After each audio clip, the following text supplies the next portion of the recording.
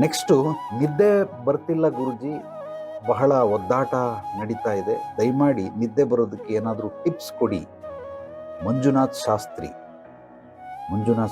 ಅಷ್ಟೊಂದು ಜನ ಮಂಜುನಾಥ್ ಶಾಸ್ತ್ರಿ. ಓಕೆ, ನಿದ್ದೆ ಬರಲ್ಲ, ಟಿಪ್ಸ್ ಕೊಡಿ, ಒದ್ಲಾಡ್ತಾರೆ ಅಂತ. ಓಕೆ, ಇದೊಂದು ಪಾಪ ಸುಮಾರು ಜನಕ್ಕೆ ಇರುವಂತಹ ಸಮಸ್ಯೆಗಳು. ಆದ್ದರಿಂದ ನಿದ್ದೆ ಬರಲ್ಲ, ಯಾರ್ಯಾರಿಗೆ ನಿದ್ದೆ ಬರೋದಿಲ್ಲ, ಕೆಲವೊಂದು ಸಮಸ್ಯೆಗಳಿರ್ತವೆ, ನಿಜವಾಗ್ಲೂ ಕೆಲವೊಂದು ಸಮಸ್ಯೆಗಳಿರ್ತವೆ. ಮತ್ತೆ ಕೆಲವರು ಸಮಸ್ಯೆಗಳಿರಲ್ಲ, ಆದರೆ ಅದನ್ನು ಸಮಸ್ಯೆಗಳು ಅಂತ ತಿಳ್ಕೊಂಡಿರ್ತಾರೆ, ಅದಕ್ಕೋಸ್ಕರ ನಿದ್ದೆ ಬರಲ್ಲ. ಯಾಕೆ ನಿದ್ದೆ ಬರಲ್ಲ ಅನ್ನೋದಕ್ಕೆ ಜನರಲ್ ಆಗಿ ಎಲ್ಲರಿಗೂ ಕಾರಣ ಹೇಳೋವಂಥ ಒಂದು ಇದನ್ನ ಹೇಳ್ತೀನಿ. ಮಧ್ಯಾಹ್ನದ ಹೊತ್ತು ಮಲಗ್ತಾರೆ, ಇಂಥವ್ರಿಗೆ ರಾತ್ರಿ ಹೊತ್ತು ನಿದ್ದೆ ಬರಲ್ಲ. ಚೆನ್ನಾಗಿ ನಾನು ಹೇಳೋದನ್ನ ಕೇಳಿ, ಯಾರ್ಯಾರು ಮಧ್ಯಾಹ್ನ ಮಲಗ್ತೀರಾ ಇಂಥವ್ರಿಗೆ ರಾತ್ರಿ ನಿದ್ದೆ ಬರೋದು ಬಹಳ ಕಷ್ಟ ಆಗುತ್ತೆ. ದಯಮಾಡಿ ಮಧ್ಯಾಹ್ನದ ಹೊತ್ತು ಮಲಗಬೇಡಿ, ಆಗ ರಾತ್ರಿ ಅದ್ಭುತವಾಗಿ ನಿದ್ದೆ ಬರ್ತದೆ. First point. ಸೆಕೆಂಡ್ ಪಾಯಿಂಟ್, ಯಾರ್ಯಾರಿಗೆ ನಿದ್ದೆ ಬರೋದಿಲ್ಲ, ನೀವು ಮೊಬೈಲ್ನಿಂದ ಟಿವಿಯಿಂದ ಮಲಗೋದಕ್ಕಿಂತ 1.5 ಗಂಟೆ ಮುಂಚೆ 90 ಮಿನಿಟ್ಸ್ ಬಿಫೋರ್ ಸ್ವಿಚ್ ಆಫ್ ಮಾಡಿಬಿಡಿ ಅಥವಾ ಇಂಟರ್ನೆಟ್ ಆಫ್ ಮಾಡಿ. ಸೊ ನೀವು ಟಿ ವಿ ನೋಡಬೇಡಿ, ದಯಮಾಡಿ ನ್ಯೂಸು, ಅದೇನು ಕ್ರೈಮ್ ಡೋರಿ ಅದೆಲ್ಲ ಅವಾಗ ರವಿ ಬೆಳಗೆರೆ, ಬಾಲಕೃಷ್ಣ ಕಾಕರಿದ್ದಾಗ ಬರ್ತಾ ಇತ್ತು. ಈಗ ಅದಕ್ಕಿಂತನೂ ವಿಶೇಷವಾಗಿರೋದು, ಅದಕ್ಕಿಂತ ವಿಚಿತ್ರವಾಗಿರೋದು ಬರ್ತವೆ. ದಯಮಾಡಿ ಅದನ್ನೆಲ್ಲ ನೋಡಬೇಡಿ. ಯಾರ್ಯಾರು ನ್ಯೂಸ್ ನೋಡ್ತೀರಾ ಇವ್ರಿಗೆಲ್ಲ ತಲೆ ಕೆಡ್ತದೆ. ಯಾಕೆಂದರೆ ಇಲ್ಲಿ ಕೌನ್ಸಿಲಿಂಗ್ ಬರೋವಂಥವ್ರು ಮೆಂಟಲಿ ರಿಲ್ಯಾಕ್ಸೇಷನ್ಗೋಸ್ಕರ ಬರ್ತಾರೆ. ನನ್ನ ಹತ್ರ ಬರೋವಂಥವ್ರು ಸಮಸ್ಯೆಗೆ ಪರಿಹಾರ ಪಡ್ಕೊಳ್ಳೋದಕ್ಕೋಸ್ಕರ ಹೆಚ್ಚಾಗಿ ಬರ್ತಾರೆ. ಏನೋ ರೋಗಗಳು, ಕಾಯಿಲೆಗಳು, ಆ ಸೂಕ್ಷ್ಮಕ್ಕೆ ಸಂಬಂಧಪಟ್ಟಂತಹ ಅಂದರೆ ಮನೋಜನ್ಯ ಸಮಸ್ಯೆಗಳಿರ್ತವೆ, ಅದಕ್ಕೋಸ್ಕರ ಬರ್ತಾರೆ. ಗಂಡ ಹೆಂಡತಿ ಜಗಳ, ಇಂಥವ್ರಿಗೆ ಬರ್ತಾರೆ. ಸೊ ವ್ಯಾಪಾರದಲ್ಲಿ ಅಭಿವೃದ್ಧಿ ಆಗ್ತಾ ಇಲ್ಲ, ಅಂದರೆ ದುಡ್ಡು ನಿಲ್ತಾ ಇಲ್ಲ, ಸಿಕ್ಕಾಪಟ್ಟೆ ಸಾಲ ಮಾಡ್ಕೊಂಡ್ಬಿಟ್ಟಿದ್ದೀನಿ, ಇಂಥವ್ರು ಬರ್ತಾರೆ. ಇದಕ್ಕಿಂತ ಹೆಚ್ಚಾಗಿ ರಿಲ್ಯಾಕ್ಸೇಷನ್ಗೆ ಅವ್ರು ಏನೂ ಬೇಕಾಗಿಲ್ಲ, ಜಾಸ್ತಿ ಮಾತಾಡಲ್ಲ. I want piece. ಸೊ ನನಗೆ ದಯಮಾಡಿ ಸ್ವಲ್ಪ ನೆಮ್ಮದಿ ಬೇಕು. ನಿಮ್ಮ ಹತ್ರ ಏನು ಮಾಡ್ತಿರೋ ಅದನ್ನು ಮಾಡಿಬಿಡಿ. ನಾನು 1 ಅವರ್ ಇಲ್ಲಿಂದ ಆರಾಮಾಗಿ ಮೈಂಡಲ್ಲಿರೋ ಎಲ್ಲ ಕಲ್ಮಶಗಳನ್ನು ನಾನು ನಿಮಗೆ ಕೊಟ್ಬಿಡ್ಬೇಕು. ಈ ಕಸ ಗುಡಿಸೆಲ್ಲ ಗಾಡಿ ಸರ್ವಿಸಿಗೆ ಬಿಡ್ತಾರಲ್ಲ, ಆ ಥರ ಮಾಡಿ. ಅದು ಏನು ಮಾಡ್ತೀರೋ ಮಾಡಿ ಅಂತ ಬರ್ತಾರೆ. ಸಾಫ್ಟ್ವೇರ್ ಇಂಜಿನಿಯರ್ಗಳು ಹೆಚ್ಚಾಗಿ ಬರ್ತಾರೆ. ಸ್ವಲ್ಪ ಮೆಂಟಲಿ ಸ್ಟ್ರೆಸ್ ಮಾಡ್ಕೊಳ್ಳುವಂಥ ಕೆಲಸಗಳು ಜಾಸ್ತಿ ಇರ್ತವೆ. ಅಂದರೆ ಮ್ಯಾನೇಜರ್ ಇರ್ಬೋದು, ಸೂಪರ್ವೈಸರ್ಗಳಿರ್ಬೋದು, ಚೆಕ್ಕರ್ ಇರ್ಬೋದು, ಇವರೆಲ್ಲ ಏನು ಅಂದರೆ ಮಾಡಿಸ್ಲೇಬೇಕು, ಟಾಸ್ಕ್ ಕೊಟ್ಬಿಟ್ಟಿರ್ತಾರೆ. ಪಾಪ ಏನೋ ಕಷ್ಟಪಟ್ಟು ಮಾಡ್ತಾರೆ, ಬಟ್ ರಿಲ್ಯಾಕ್ಸ್ ಮಾಡೋಕ್ಕಾಗಲ್ಲ. ಅದಕ್ಕೋಸ್ಕರ ಇಲ್ಲಿ ಬಂದರೆ ಒಂದು ರಿಕ್ಲೈನರ್ ಇದೆ, ಅದರಲ್ಲೊಂದು ಬ್ಯಾಕ್ಗ್ರೌಂಡ್ ಮ್ಯೂಸಿಕ್ ಹಾಕಿ ನಿಮಗೆ ಸೊ ಮನೋಯಾನ ಅಂತ ಹೇಳಿ ಒಂದು ಅದ್ಭುತವಾದ ರಿಲ್ಯಾಕ್ಸೇಷನ್ ಮೆಥಡ್, ಅದನ್ನು ಮಾಡಿಸ್ತೀನಿ. ಆದ್ದರಿಂದ ನೀವು ಮೂಲವಾಗಿ ನಿದ್ದೆ ಬರ್ತಾ ಇಲ್ಲ ಅಂತಂದರೆ ಮಧ್ಯಾಹ್ನದ ಹೊತ್ತು ಮಲಗಬೇಡಿ. ಎರಡನೇದು ಬಂದು ಟಿ ವಿ ಮತ್ತು ಮೊಬೈಲಿಂದ 1.5 ಗಂಟೆ 90 ಮಿನಿಟ್ಸ್ ಮುಂಚಿತವಾಗಿ ಆಫ್ ಮಾಡಿಬಿಡಿ. ಸೈಲೆಂಟ್ ಮಾಡಬೇಡಿ, ಇಂಟರ್ನೆಟ್ನ ಆಫ್ ಮಾಡಿ, ಸ್ವಿಚ್ ಆಫ್ ಮಾಡಿ. ಸ್ವಿಚ್ ಆಫ್ ಮಾಡೋಕ್ಕಾಗಿಲ್ಲ ಅಂದರೆ ಇಂಟರ್ನೆಟ್ ಆಫ್ ಮಾಡಿ. ಅದ್ಭುತವಾದಂಥ ನಿದ್ದೆ ಬರ್ತದೆ. ಅದು ಯಾಕೆ ಅನ್ನೋದನ್ನು ನಾನು ನಿಮಗೆ ಈಗ ಉದಾಹರಣೆ ಹೇಳ್ತೀನಿ. ಮಾನ್ಯತೆ ಟೆಕ್ ಪಾರ್ಕಲ್ಲಿ ಕೆಲಸ ಮಾಡುವಂತಹ ಮ್ಯಾನೇಜರ್ ಅಂದರೆ ಪಾಪ ಹೆವಿ ರಿಸ್ಕ್ ಇರುತ್ತೆ, ಸಿಕ್ಕಾಪಟ್ಟೆ ಅವ್ರಿಗೆ ಟಾಸ್ಕ್ ಕೊಟ್ಟಿರ್ತಾರೆ. ಗಂಡ ಹೆಂಡತಿ ಇಬ್ಬರು ಕೂಡ ಬೇರೆ ಬೇರೆ ಕಂಪ್ನಿಲಿ ಕೆಲಸ ಮಾಡ್ತಾರೆ. ಆಕೆಗೆ ಮೈಗ್ರೇನ್ ಅಂದರೆ ಒತ್ತಲೆ ನೋವು ಅಂತಾರೆ. ಅಂದರೆ ಒಂದು ಸೈಡ್ ಮಾತ್ರ, ಈ ಸೈಡ್ ರೈಟ್ ಸೈಡೋ ಅಥವಾ ಲೆಫ್ಟ್ ಸೈಡೋ, ಇಲ್ಲ ಮುಂದೆ ಅಥವಾ ಹಿಂದೆ, ಇಲ್ಲ ಮಧ್ಯದಲ್ಲಿ ತಲೆನೋವ್ತಾ ಇರ್ತದೆ. ಈ ಭಾಗ ಎಲ್ಲ ಏನೂ ಇಲ್ಲ, ಇಲ್ಲಿ ಹೊಡೆದ್ರೆ ಅಮ್ಮ ಅಂತಾರೆ, ಈ ಮಧ್ಯಭಾಗದಲ್ಲಿ ಹೊಡೆದ್ರೆ. ಅದೇ ಥರ ಕೆಲವರಿಗೆ ಒತ್ತಲೆ ನೋವು, ಹಣೆ ನೋವು ನೋಡಿ, ಈ ಭಾಗ ನೋಡ್ತೀವಿ, ಪೂರ್ತಿ ಕೆಳಗಡೆ ಹಣೆ ಅಲ್ಲ, ಮೇಲ್ಗಡೆ ಹಣೆ ಭಾಗ ನೋಡುತ್ತೆ. ಇದೆಲ್ಲವೂ ಕೂಡ ಯಾತಕ್ಕೋಸ್ಕರ ಹೀಗೆ ಅವ್ರಿಗೆ ಗೊತ್ತಿಲ್ಲ. ಅವರು ಹೆವಿ ಪ್ರೆಷರ್ ಆಗ್ತಾ ಇದೆ ಅದಕ್ಕೋಸ್ಕರ ಅಂತ, ಅಂದರೆ ಒತ್ತಡ ಜಾಸ್ತಿ ಆಗ್ತದೆ. ಅದರಿಂದ ನಾನು ಅವ್ರಿಗೆ ಫಸ್ಟ್ ಕುಂತ್ಕೊಂಡು ಅವ್ರ ದಿನಚರಿ ಕೇಳ್ತೀನಿ. ಯಾರಿಗೆ ಏನೇ ಸಮಸ್ಯೆಗಳಿರಲಿ, ಅದು ವೈಯಕ್ತಿಕವಾಗಿ, ಕೌಟುಂಬಿಕವಾಗಿ ಅಥವಾ ಆರ್ಥಿಕವಾಗಿ, ವ್ಯವಹಾರಿಕವಾಗಿ, ಕೂಲಂಕುಷವಾಗಿ ನಿಮ್ಮನ್ನು ಪರಿಶೀಲನೆ ಮಾಡದೇನೆ ನಿಮ್ಮ ಸಮಸ್ಯೆಗಳಿಗೆ ಮೂಲ ಹುಡುಕ್ತೇನೆ ಪರಿಹಾರ ಕೊಡೋದಕ್ಕೆ ಸಾಧ್ಯವಿಲ್ಲ. ಇದು ಜನರಲ್ ನಾಲೆಡ್ಜ್.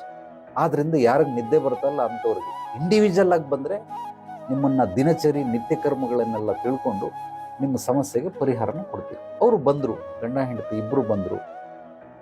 ಆಕೆಗೆ ಎಲ್ಲ ನೋಡಿ, ಅದು ಇಂಟರ್ನೆಟ್ ಹೆವಿ ಸ್ಪೀಡ್ ಇರುವಂಥ ಇಂಟರ್ನೆಟ್ನ ಮನೆಗೆ ಹಾಕ್ಸಿದ್ದಾರೆ. ಯಾಕೆಂದರೆ ಆಫೀಸಲ್ಲೂ ಕೆಲಸ ಮಾಡಬೇಕು, ವರ್ಕ್ ಫ್ರಮ್ ಹೋಮ್ ಇರುತ್ತೆ, ಮನೆಯಲ್ಲೂ ಇರ್ತಾರೆ.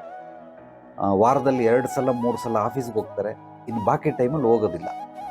ಸೊ ಈ ರೀತಿ ಅವರು ಹೈ ಸ್ಪೀಡ್ ಇಂಟರ್ನೆಟ್ ಹಾಕೋದ್ರಿಂದ ಜನರಲ್ ಆಗಿ ಮಾತಾಡಿ ಅವ್ರಿಗೆ ಸುಮಾರು ಒಂದು 10 ದಿವಸ ನೀವು ನಿರಂತರವಾಗಿ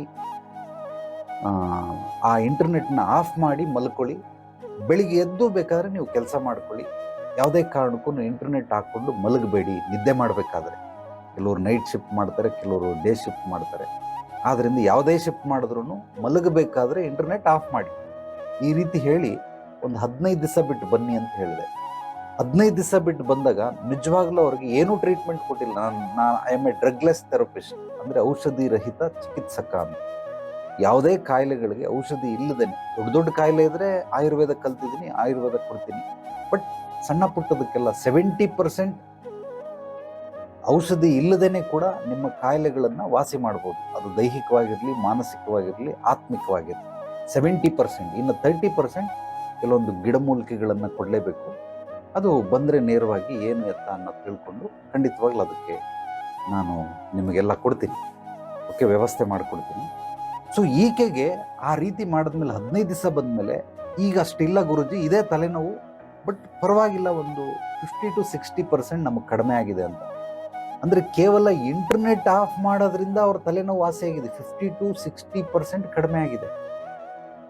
ಈಗ ಜನರಲ್ ಆಗಿ ನಾನು ಅವ್ರಿಗೆ ನೆಕ್ಸ್ಟ್ ಟಿಪ್ಸ್, ಇದು ಯಾವುದು, ಇದಕ್ಕೆ ಇನ್ನೊಂದು ಕೆಲವರೆಲ್ಲ ಬಂದಿದ್ರು ಪಾಪ, ಅವರೇನೋ ಸಾಫ್ಟ್ವೇರ್ ಇಂಜಿನಿಯರ್, ಅವ್ರಿಗೆ ಗೊತ್ತಿರೋದು. ಮತ್ತೆ ಕೆಲವರು ಬಂದಿದ್ರು, ಈ ರೀತಿ ತಲೆನೋವು ಅಂತ ಹೋಗಿದ್ದಕ್ಕೆ ನಿನಗೆ ಯಾರೋ ಬ್ಲ್ಯಾಕ್ ಮ್ಯಾಜಿಕ್ ಮಾಡಿಸವ್ರೆ, ಸೊ ನಿನಗೆ ಯಾರೋ ಮಾಡ್ಸಾಕ್ಬಿಟ್ಟವ್ರೆ, ಆದ್ರಿಂದ ನಿನಗೆ ತಲೆನೋವ್ತಾ ಇದೆ ಅಂತ ಹೇಳಿದ್ರಂತೆ. ಅದನ್ನು ಯಾವಾಗ ನನ್ನ ಹತ್ರ ಹೇಳಿದ್ರು ಅಂದರೆ, ಅವ್ರ ತಲೆನೋವೆಲ್ಲ ವಾಸಿ ಆದಮೇಲೆ ನೈಜವಾಗಿ ಪರಿಹಾರ ಮಾರ್ಗ ಹೇಳಿದ ನಂತರ ಅವ್ರು ಅದನ್ನು ಹೇಳ್ತವ್ರೆ. ಈ ಥರ ಹೋಗಿದ್ದೆ ಗುರುಜಿ, ಸುಮಾರು 1.5 ಲಕ್ಷ ರೂಪಾಯಿ ಖರ್ಚು ಮಾಡಿದೆ, ಅವ್ರು ಯಾರೋ ಏನೋ ಮಾಡ್ಸಾಕ್ಬಿಟ್ಟವ್ರೆ, ಅದನ್ನೆಲ್ಲ ತೆಗಿಬೇಕು ಅಂತೇಳಿ ಮನೆಗೂ ಬಂದು ಏನೇನೋ ನಿಂಬೆಹಣ್ಣು ಅವು ಏನೋ ತೆಗೆದ್ರಂತೆ. ಆದ್ರಿಂದ ಸರಿನಮ್ಮ 1.5 ಲಕ್ಷ ಖರ್ಚು ಮಾಡಿ ಅದೇನೋ ಮಾಯಮ್ಮ ಏನೋ ಮಾಟ ಮಂತ್ರ ಮಾಡಿಸಿರೋದನ್ನೆಲ್ಲ ತೆಗೆದ್ರು. ವಾಸಿ ಆಯ್ತಾ ನಿನ್ನ ತಲೆನೋವು? ಇಲ್ಲ ಗುರುಜಿ. ಮತ್ತು ವಾಸಿ ಆಗಲಿಲ್ಲ ಅಂದ್ರೆ 1.5 ಲಕ್ಷ ಖರ್ಚು ಮಾಡಿ ಅಂತ ಪ್ರಯೋಜನ, ಯಾಕೆ ವಾಸಿ ಆಗಲಿಲ್ಲ? ಸೊ ನಾನು ಆಕೆಗೆ ಹೇಳಿದ್ದೇನು ಅಂತಂದರೆ, ನಿನಗೆ ತಲೆನೋವ್ತಾ ಇದೆ ತಾನೇ, ನಿನಗೆ ತಲೆನೋವ್ತಾ ಇದ್ದರೆ ನಾನು ಹೇಳೋ ಕೆಲಸ ಮಾಡು, ಅದು ಖಂಡಿತವಾಗ್ಲಾಗುತ್ತೆ. ಏನಂದರೆ, ಮೊದಲು ನಿನ್ನ ಮೊಬೈಲು, ಟಿ ವಿ, ಯಾವುದೇ ಸೀರಿಯಲ್ ನೋಡಬೇಡ, ಯಾವುದೇ ಸಿನಿಮಾ ನೋಡಬೇಡ, ಮೊಬೈಲ್ ಅಂತೂ ಮುಟ್ಲೇಬೇಡ. ಮೊಬೈಲ್ ಮುಟ್ಟು ನಿಮ್ಮ ಯಜಮಾನ್ರಿಗೆ ಚಿಕ್ಕದೊಂದು ಮೊಬೈಲ್ ಬರ್ತದೆ, ಅಂದರೆ ಕೀಪ್ಯಾಡ್, ಅದರಲ್ಲಿ ಫೇಸ್ಬುಕ್ಕು, ಯೂಟ್ಯೂಬ್ ಎಲ್ಲ ಬರಲ್ಲ. ಇಂಥ ಮೊಬೈಲ್ ಯೂಸ್ ಮಾಡು. ಕರೆಕ್ಟಾಗಿ 1 ತಿಂಗಳು ಬಿಟ್ಕೊಂಡು ಬಾ, ನಾನು ನಿನಗೆ ಹೇಳ್ಕೊಡ್ತೀನಿ. ಇದು ದಂಡಕ ಅಂತಾರೆ, ಅಂದರೆ ಇದನ್ನು ವಿನಾಯಕನಿಗೆ ನಮಗೆ ಬಾಲ್ಯದಲ್ಲಿ ಸ್ಕೂಲಲ್ಲಿ ಪನಿಷ್ಮೆಂಟ್ ಕೊಡ್ತಾಯಿದ್ರು ಈ ರೀತಿ. ಸೊ ಆ ರೀತಿ ಮಾಡ್ತಾಯಿದ್ರು. ಇದನ್ನೆಲ್ಲರಿಗೂ ಹೇಳ್ಕೊಡ್ತೀನಿ. 21 ಟೈಮ್ ಇದನ್ನು ನೀನು ಮಾಡ್ತಾಯಿದ್ರೆ ಬೆಳಿಗ್ಗೆ, ಮಧ್ಯಾಹ್ನ, ಸಂಜೆ, ಖಂಡಿತವಾಗ್ಲೂ ನಿನ್ನ ತಲೆನೋವೆಲ್ಲ ವಾಸಿ ಆಗುತ್ತಮ್ಮ ಅಂತ ಹೇಳಿ ಮಾಡಿಸಿದ್ದು. ಆಕೆ ನಾನು ಹೇಳ್ದಂಗೆ ಒಂದು ಚಿಕ್ಕದು ಕೀಪ್ಯಾಡ್ ಮೊಬೈಲ್ ತೊಗೊಂಡು, ಸೊ ಮೊಬೈಲನ್ನು ಯೂಸ್ ಮಾಡ್ತಾ ಇರೋದ್ರಿಂದ ಗುರುಜಿ ನನಗೆ ಒಂದು 70% ವಾಸಿ ಆಗಿದೆ. ಸೊ ನಿಜವಾಗ್ಲೂ ಈಗ ತಲೆನೋವು ಬರ್ತಾ ಇರೋದು ಏನಕ್ಕೆ ಅಂತಂದರೆ, ಮುಂಚೆ 2G ಇತ್ತು, 3G ಆಯಿತು, 4G ಆಯಿತು, ಈಗ 5G ಇರೋದು. ಹೆವಿ ಆ ರೇಡಿಯೇಷನ್ ಸಿಕ್ಕಾಪಟ್ಟೆ ಬರೋದ್ರಿಂದ ಎಲ್ಲರಿಗೂ ಮೈಗ್ರೇನು, ಆಮೇಲೆ ಥೈರಾಯ್ಡ್ ಕಾಮನ್. ಅದು ಥೈರಾಯ್ಡ್ ಅನ್ನೋದು ಕಾಮನ್. BP, ಶುಗರ್, ಇದೆಲ್ಲರಿಗೂ ಕಾಮನ್. ಎಲ್ಲರಿಗೂ, ಆಲ್ಮೋಸ್ಟ್ ಎಲ್ಲರಿಗೂ BP ಶುಗರ್ ಅಂತ ಮಾಡ್ತಾ ಇರ್ತಾರೆ. ದಯಮಾಡಿ ಆ ರೀತಿ ನಿಮಗೂ ಏನಾದರೂ ತಲೆನೋವಿದ್ದರೆ ಈ ಮೊಬೈಲು ಮತ್ತು ಈ ಇಂಟರ್ನೆಟ್, ಟಿ ವಿಲೇನು ನ್ಯೂಸು ಮತ್ತು ಈ ಸಿನಿಮಾಗಳು, ಅದು ಕಚಡ ಸಿನಿಮಾಗಳು ಬರ್ತವೆ. ಬರೀ ಹೊಡೆಯೋದು, ಬಡಿಯೋದು, ಕೊಲ್ಲೋದು, ಅವನನ್ನು ಇವನ್ ಸೈಡ್ ತಿರ್ಸ್ಕೊಳ್ಳೋದು, ಮುಯ್ಯಿಗೆ ಮುಯ್ಯಿ, ಜಿದ್ದಿಗೆ ಜಿದ್ದು, ಇದೆಲ್ಲ ನೋಡೋದ್ರಿಂದ ಸಿನಿಮಾ ಬಗ್ಗೆ ಒಂದಷ್ಟು ಹೇಳಿ ಅಂತ ಹೇಳೋರೆ. ಇನ್ನು ಅದ್ರ ಬಗ್ಗೆ ನಾನು ಏನಾದರೂ ಬಾಯಿ ಬಿಟ್ಟು ಹೇಳ್ಬಿಟ್ರೆ ಸಿನಿಮಾದವ್ರು ನನ್ನನ್ನು ಅಡ್ಡಾಡ ಸಿಗಿದ್ಬಿಡ್ತಾರೆ. ಯಾಕೆಂದರೆ ಸಿನಿಮಾ ನೋಡಿ ನೋಡಿ ನೋಡಿ ಮನಸ್ಥಿತಿಗಳು ಯಾವ ರೀತಿ ಆಗ್ತವೆ ಅನ್ನೋದು ನಿಮಗೆ ಅದರ ಪರಿಣಾಮ ಗೊತ್ತಿಲ್ಲ. ಇಡೀ ಭೂಮಂಡಲದಲ್ಲಿ ನಿಮ್ಮನ್ನು, ಅಂದರೆ ನಿಮ್ಮ ಕಾನ್ಸಂಟ್ರೇಷನ್ ಪವರ್ನ ಹೆಚ್ಚಾಗಿರ್ಕೊಳ್ಳೋದು ಸಿನಿಮಾಗಳು. ನೀವು ಅಧ್ಯಯನ ಮಾಡಿ, ನಾನು ಮಾಡಿದ್ದೀನಿ, ನಾನು ಆಲ್ರೆಡಿ ಅಧ್ಯಯನ ಮಾಡಿದ್ದೀನಿ. ನೀವು ಬೇಕಾದ್ರೆ ಯಾರಾದರೂ ಮಾಡಿ. ಹೆಚ್ಚಾಗಿ ಹೀರ್ಕೊಳ್ಳೋದು ಯಾವುದು ಅಂದರೆ ಸಿನಿಮಾಗಳು. ಯಾಕೆಂದರೆ ವಿಜುವಲ್ ಎಫೆಕ್ಟ್, ಅದನ್ನು ಮ್ಯೂಸಿಕ್ ಹಾಕಿ, ಅದನ್ನು ಏನೋ ಒಂಥರ ಅದ್ಭುತವಾಗಿ ಮಾಡಿ. ಈಗ ಯಾರಿಗಾದರೂ ಏನೋ ನಡೀತಾ ಇದೆ ಘಟನೆ, ಅದನ್ನು ದೆವ್ವದ ಮ್ಯೂಸಿಕ್ ಹಾಕ್ಬಿಡಿ, ಅವ್ನು ನಿಜವಾಗ್ಲೂ ಅದನ್ನು ನೋಡಿ ಭಯ ಬಿದ್ದೋಗ್ಬಿಡ್ತಾನೆ, ಹಾರ್ಟ್ ಅಟ್ಯಾಕ್ ಆಗುತ್ತೆ, ಮೂರ್ಛೆ ಬಿದ್ದೋಗ್ಬಿಡ್ತಾನೆ, ಅವನ ಬಾಡಿಲಿ ಏನೋ ಒಂದು ಬದಲಾವಣೆ ಆಗ್ತದೆ. ಆ ನಡೀತಾ ಇರೋ ಘಟನೆ ಏನೂ ಇಲ್ಲ, ಸಿಂಪಲ್ ಇದೆ, ಬಟ್ ಬ್ಯಾಕ್ಗ್ರೌಂಡ್ ಮ್ಯೂಸಿಕ್ ದೆವ್ವದ ಮ್ಯೂಸಿಕ್ ಇದೆ. ಅದೇ ಘಟನೆನ, ಅದೇ ವಿಡಿಯೋನ ನೀವು ಯಾವುದೋ ಒಂದು ಅದ್ಭುತವಾಗಿ ಸಂಗೀತ, ತಬಲಾ, ಸಿತಾರು, ಫ್ಲೂಟ್ ಹಾಕ್ಬಿಟ್ಟು ನೋಡಿ, ನಿಮ್ಮ ಮನಸ್ಸು ಕೂಲ್ ಆಗುತ್ತೆ, ಅದ್ಭುತವಾಗಿ ನಿದ್ದೆ ಬರ್ತದೆ. ಎಕ್ಸ್ಟ್ರಾರ್ಡಿನರಿ ರಿಸಲ್ಟ್ ಸಿಗ್ತದೆ. ಅದೇ ವಿಡಿಯೋ ಒಂದು ಭಯ ಬೀಳಿಸುತ್ತೆ, ಇನ್ನೊಂದು ನಿಮ್ಮನ್ನು ಶಾಂತಿಗೊಳಿಸುತ್ತೆ. ಅದೇ ರೀತಿ ಸಿನಿಮಾದವರು, ಸಿನಿಮಾ ರಂಗ ಇಡೀ ಭೂಮಂಡಲದಲ್ಲಿ ಹೈಯೆಸ್ಟ್ ಕಾನ್ಸಂಟ್ರೇಷನ್, ನಿಮ್ಮ ಬುದ್ಧಿ ಜ್ಞಾನವನ್ನು, ಶಕ್ತಿ ಚೈತನ್ಯವನ್ನು, ನಿಮ್ಮ ಗಮನವನ್ನು, ದೃಷ್ಟಿಯನ್ನು ಸೆಳೆದುಕೊಳ್ತಾ ಇರೋದು ಯಾವುದು ಅಂತಂದರೆ ಸಿನಿಮಾ ರಂಗ. ಈ ಸಿನಿಮಾ ರಂಗದಿಂದ ನಾವು ಎಷ್ಟು ಎತ್ತರಕ್ಕೆ ಬೇಕಾದರೂ ಬೆಳಿಬಹುದು. ಆದರೆ ಆ ರೀತಿ ಸಬ್ಜೆಕ್ಟ್ಗಳು ಬಂದಾಗ, ಆದರೆ ಇದು ಬರಲ್ಲ.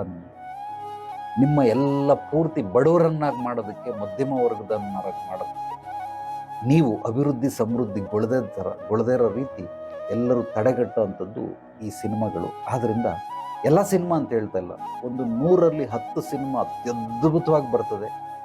ಅದನ್ನು ನೋಡೋದ್ರಿಂದ ಕೇವಲ ಎಂಟರ್ಟೈನ್ಮೆಂಟ್ ಆಗೇ ನೋಡಬೇಕು ಹೊರತು ಅದನ್ನು ನಾನು ಇನ್ಸ್ಪಿರೇಷನ್ ತಗೊಂಡು ಸ್ಫೂರ್ತಿಯಾಗಿ ಆ ರೀತಿ ಮಾಡೋದ್ರಿಂದ ಬಹಳ ಬಹಳ ಅಪಾಯಕಾರಿ. ಆದ್ದರಿಂದ ಈ ರೀತಿ ಸಾಕಷ್ಟು ಜನ, ಆಕೆ ಅದಾದ ನಂತರ ತಲೆನೋವು ವಾಸಿ ಆಯಿತು. ಆದ್ದರಿಂದ ಸುಮಾರು ಜನಕ್ಕೆ ನಾನು ಹೇಳೋದು, ನಿಮ್ಮ ತಲೆನೋವಿಗೆ ಮೂಲವಾಗಿ ಏನು ಔಷಧಿ ಏನು ಬೇಡ, ಜನರಲ್ ನಾಲೆಡ್ಜ್ ನಾನು ಹೇಳ್ತಾ ಇರೋದು. ನಾನು ಯಾವುದೇ ಏನು ವಿದ್ವಾಂಸ, ಪಂಡಿತ, ಮೇಧಾವಿ, ಡಾಕ್ಟ್ರು ಏನೋ ಬ್ರೈನ್ ಚೆಕ್ ಮಾಡಿ ಆ ಥರದ್ದೆಲ್ಲ ಹೇಳ್ತಾ ಇಲ್ಲ. ಸಹಜವಾಗಿ ನಡೆಯುವಂಥ ಆ ನಿತ್ಯ ಕರ್ಮಗಳಲ್ಲಿ, ಪ್ರತಿನಿತ್ಯ ಮಾಡುವಂತಹ ಕ್ರಿಯೆಗಳಲ್ಲಿ ಏರುಪೇರಾಗಿರ್ತದೆ. ಅದನ್ನು ಮಾತ್ರ ಐಡೆಂಟಿಫೈ ಮಾಡಿ ತಿದ್ದಕ್ಕೆ ಹೇಳ್ತೀನಿ. ಇದು ಸಮಸ್ಯೆನೇ ಇಲ್ಲ. ಫಸ್ಟ್ ಆಫ್ ಆಲ್ ಅದಕ್ಕೆ ಪರಿಹಾರದ ಅವಶ್ಯಕತೆನೇ ಇಲ್ಲ. ನೀವು ಗಮನಿಸಿದ್ರೆ ಸಾಕು, ನಿಂತೋಗ್ಬಿಡ್ತದೆ. ಆದ್ದರಿಂದ ಈ ರೀತಿ ಮಾಡ್ತೀನಿ. ಇನ್ನು ನಿದ್ದೆಗೆ ಕೇಳಿದ್ದಾರೆ, ಅಂದರೆ ನಿದ್ದೆ ಬರ್ತಾ ಇಲ್ಲ ಏನು ಮಾಡೋದು ಅಂತ. ನಿದ್ದೆ ಬರ್ತಾ ಇಲ್ಲ ಏನು ಮಾಡೋದು ಅಂತಂದರೆ, ಮ್ಯಾಕ್ಸಿಮಮ್ ನಿದ್ದೆ ಯಾರ್ಯಾರಿಗೆ ಬರೋದಿಲ್ವೋ, ನಾನು ಹೇಳ್ದಂಗೆ ಮಧ್ಯಾಹ್ನದ ಹೊತ್ತು ಮಲಗಬೇಡಿ. ಆದರೂ ನೀವು ಮಧ್ಯಾಹ್ನದ ಹೊತ್ತು ಮಲಗ್ತಾ ಇಲ್ಲ, ನಿದ್ದೆ ಬರ್ತಾ ಇಲ್ಲ, ನಾನು TV ನೋಡಲ್ಲ, ಮೊಬೈಲ್ ನೋಡಲ್ಲ, ಆದರೂ ನಿದ್ದೆ ಬರ್ತಾ ಇಲ್ಲ ಅನ್ನೋರು, ಇದು ಎರಡೂ ಮೀರಿ ನಿದ್ದೆ ಬರ್ತಾ ಇಲ್ಲ ಅನ್ನೋರ್ಗೆ ಮಾತ್ರ ಇದು. ಬೇರೆಯವರು ಕೂಡ ಅಳವಡಿಸ್ಕೊಳ್ಬೋದು. ಬಟ್ ಇಂಪಾರ್ಟೆಂಟ್ ಫಸ್ಟ್ ಸ್ಟೆಪ್ ಇದನ್ನು ಮಾಡಿ ಮುಗಿಸಿ. ಸೆಕೆಂಡ್ ಸ್ಟೆಪ್ ಏನು ಅಂದರೆ, ನೀವು ರಾತ್ರಿ ಊಟ ಆದ ನಂತರ ಊಟಕ್ಕೂ ನಿದ್ದೆಗೂ 2.5ರಿಂದ 3 ಗಂಟೆ ಅಂತರ ಇರಬೇಕು. ಊಟಕ್ಕೂ ನಿದ್ದೆಗೂ 2.5ರಿಂದ 3 ಗಂಟೆ ಅಂತರ ಇರಬೇಕು. ಚೆನ್ನಾಗಿ ಬರೆದಿಟ್ಕೊಳ್ಳಿ. ಇದು ಆರೋಗ್ಯವನ್ನು ಅಭಿವೃದ್ಧಿ ಮಾಡುತ್ತೆ. ನಿಮಗೆ ನಿದ್ರೆ ಚೆನ್ನಾಗಾದರೆ ದೇಹ ಅದೆಲ್ಲವನ್ನು ರಿಕವರ್ ಮಾಡುತ್ತೆ. ಅಂದರೆ ಏನೇ ಡ್ಯಾಮೇಜ್ ಆಗಿದ್ರೆ ನಿದ್ದೆಲಿ ಎಲ್ಲವೂ ರಿಪೇರಿ ಆಗುತ್ತೆ. ಆದ್ದರಿಂದ ನಿದ್ದೆ ಚೆನ್ನಾಗಿರ್ಬೇಕು. ಆ ನಿದ್ದೆ ಚೆನ್ನಾಗಿ ಬರಬೇಕಂದ್ರೆ ಊಟಕ್ಕೂ ನಿದ್ದೆಗೂ 2.5ರಿಂದ 3 ಗಂಟೆ ಅಂತರ ಇರಬೇಕು. ಊಟ ಆದಮೇಲೆ ನಿಧಾನವಾಗಿ ವಾಕ್ ಮಾಡಿ 60 ನಿಮಿಷ ಅಥವಾ 90 ನಿಮಿಷ. ಊಟ ಆಗಿದ ತಕ್ಷಣನೇ ಎದ್ದೇಳಬೇಡಿ, ಕುಂತಿದ್ದ ಜಾಗದಲ್ಲಿ ಕುಂತ್ಕೊಳ್ಳಿ. ಕೆಲವರು ಇದನ್ನೆಲ್ಲ ದರಿದ್ರ, ಕುಂತ್ಕೊಬಾರ್ದು ಅಂತಾರೆ, ಹಂಗೆ ಹಿಂಗೆ. ಆ ಕಟ್ಟುಕತೆಗಳು, ನಿಯಮಗಳು ಇವೆಲ್ಲ ಬಿಟ್ಬಿಡಿ, ಅವೆಲ್ಲ ಉಪಯೋಗಕ್ಕೆ ಬರಲ್ಲ. ಕುಂತ್ಕೊಂಡು ಊಟ ಆದಮೇಲೆ ವಜ್ರಾಸನದಲ್ಲಿ ಕುಂತ್ಕೊಳ್ಳಿ, ಇಲ್ಲ ಪದ್ಮಾಸನದಲ್ಲಿ ಕುಂತ್ಕೊಳ್ಳಿ, ಇಲ್ಲ ಸುಖಾಸನದಲ್ಲಿ ಕುಂತ್ಕೊಳ್ಳಿ. ಗೋಡೆಗೆ ಹೊರ್ಕೊಳ್ಳಿ, ಸಪೋರ್ಟ್ ತಗೊಂಡು ಗೋಡೆಗೆ ಹೊರ್ಕೊಳ್ಳಿ, ಅಥವಾ ಮೂಲೆಗೆ ಹೋಗ್ಬಿಡಿ. 2 ಮೂಲೆ, 2 ಗೋಡೆಗಳು ಈ ರೀತಿ ಸಂಧಿಸುವಂಥ ಜಾಗದಲ್ಲಿ ನಿಮ್ಮ ತಲೆ ಇಟ್ಬಿಟ್ಟು ಆರಾಮಾಗಿ ಮಂಡಿಗಳನ್ನು 2 ಗೋಡೆಗೆ ಹಾಕಿ ನೀವು ಕುಂತ್ಕೊಂಡ್ರೆ ಅದ್ಭುತವಾದಂತಹ ಪಚನ ಕ್ರಿಯೆ ನಡೆಯುತ್ತೆ. ಅಂದರೆ ಡೈಜೆಷನ್ ಸಿಸ್ಟಮ್ ಸೂಪರ್ ಆಗಿರುತ್ತದೆ. ನಾವು ಹಿಂದಿನ ಕಾಲದಲ್ಲಿ, ಹಿಂದಿನ ಕಾಲ ಅಂದರೆ ಏನು, ಬಹಳ ವರ್ಷ, ಒಂದು 30-40 ವರ್ಷದಿಂದ ಟಾಯ್ಲೆಟ್ ಎಲ್ಲ ಇರಲಿಲ್ಲ. ಹಳ್ಳಿ ಕಡೆ ಕಕ್ಕ ಮಾಡಕ್ಕೆ ಕುತ್ಕೊಳ್ತಾ ಇದ್ರಲ್ಲ, ಆ ರೀತಿ ಮಂಡಿ ನಿಮ್ಮ ಎದೆ ಭಾಗಕ್ಕೆ ಟಚ್ ಆಗುತ್ತೆ. ಆ ರೀತಿ ಕುಂತ್ಕೊಳ್ಳಿ ಊಟ ಆದಮೇಲೆ. ಸೂಪರ್ ಎಕ್ಸ್ಟ್ರಾರ್ಡಿನರಿ ರಿಸಲ್ಟ್ ಸಿಗ್ತದೆ. ಈ ರೀತಿ ಕುಂತಾದ್ಮೇಲೆ ಒಂದು 10-15 ನಿಮಿಷ, 5 ನಿಮಿಷ ಕುಂತರೂ ಸಾಕು. ನಿಮಗೆ ಕೆಪಾಸಿಟಿ ಇದ್ದರೆ 10-15 ನಿಮಿಷ ಕುಂತ್ಕೊಳ್ಳಿ. ಇದಾದಮೇಲೆ ನೀವು ವಾಕ್ ಮಾಡಿ. 60 ನಿಮಿಷ ಮಿನಿಮಮ್, 90 ನಿಮಿಷ ಮ್ಯಾಕ್ಸಿಮಮ್. ಯಾರಿಗೆ ನಿದ್ದೆ ಬರಲ್ಲ ನೋಡ್ತೀನಿ, ಖಂಡಿತವಾಗ್ಲೂ ಸೂಪರಾಗಿ ನಿದ್ದೆ ಬರ್ತದೆ. ಇನ್ನೂ ಇದಾದ್ಮೇಲೂ ಕೂಡ ನನಗೆ ಬರ್ತಾ ಇಲ್ಲ ಅಂತಂದರೆ, ನೀವು ನನ್ನ ಹತ್ರ ಬಂದು ನೇರವಾಗಿ ಕನ್ಸಲ್ಟ್ ಮಾಡಿದ್ರೆ ಖಂಡಿತವಾಗ್ಲೂ ಅದಕ್ಕೆ ನೀವೆಲ್ಲ ಹೇಳೋ ಅಂತ ನಿಮ್ಮ ಪೂರ್ವಪರಗಳನ್ನೆಲ್ಲ ತಿಳಿದು ಡೆಫಿನೆಟ್ಲಿ ಕೊಡ್ತೀನಿ.